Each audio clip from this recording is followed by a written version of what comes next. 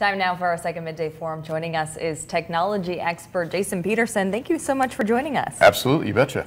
It's really great that you're on today because Sure. Facebook has been in the news a lot lately. Yes, it has.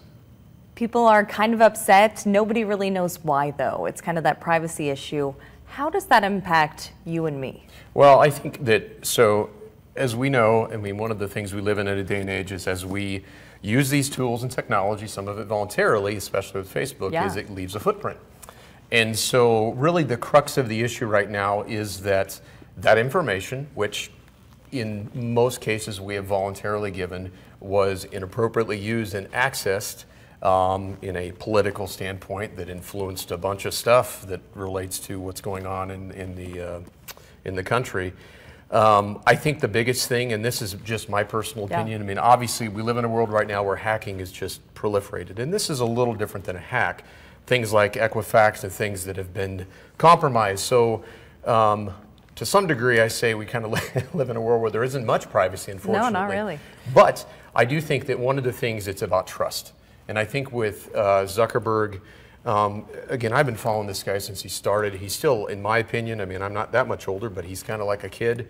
Yeah. And I think he's ultimately underestimated the power of this platform.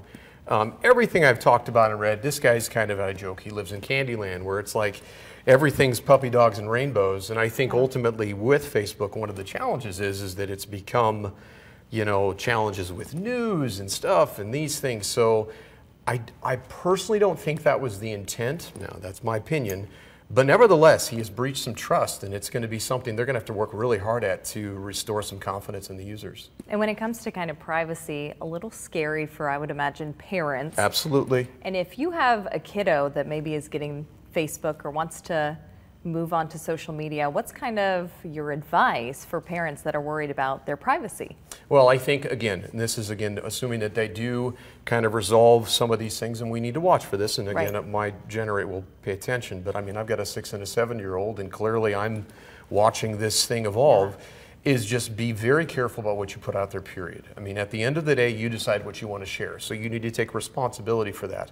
I don't think there's anything issue. I mean, there is a positive side of social. I know I have a lot of connections and relationships with people that I otherwise would not. Oh, yeah. So as I say with all technologies, there's the good and the bad. But I think as it relates to your kids, I think you just need to make sure that you have a fundamental understanding. And if you do participate, choose not to show as much. I mean, you can make it so those privacy things are set pretty tight.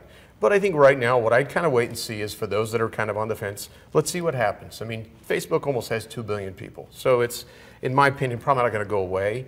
The question is, you know, which social media platform, whether it's Instagram, Snapchat, Twitter, wherever, there's going to be a place that people play. Next door is a neighborhood one.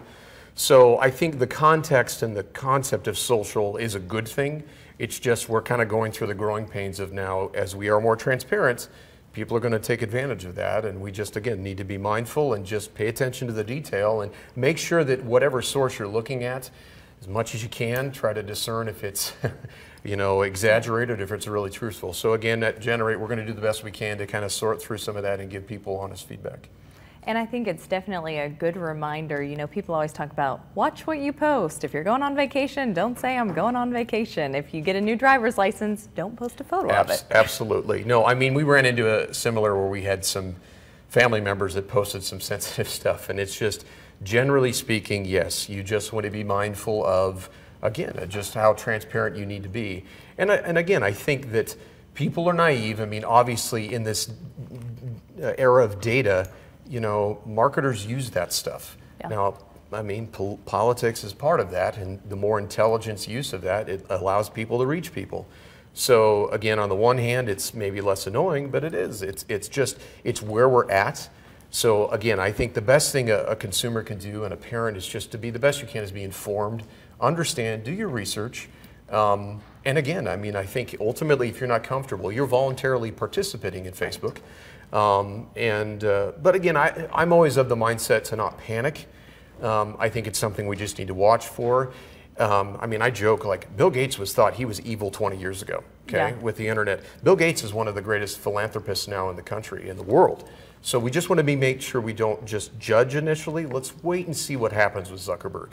It may turn out that he's a bad dude, but I'd like to see what he does to respond to this. I mean, that's to me how I judge a CEO in some of these companies is how does the leadership respond? Whether it's Apple, Google, or all of these, I mean, they're integrated into our lives, Right. and if they screw that up, they're going to lose their financial, holdings in our economy. So, like I said, be aware, be mindful, be careful. But for those out there, I'd say just kind of wait and see what happens, and let's see what he does. And unless he's just a total idiot, I would assume he's probably going to do something that's going to significantly address this. Like I said, otherwise the platform's going to disappear. Thank you so much. You're very welcome. We'll be right back. You're watching Channel 8 Eyewitness News Midday.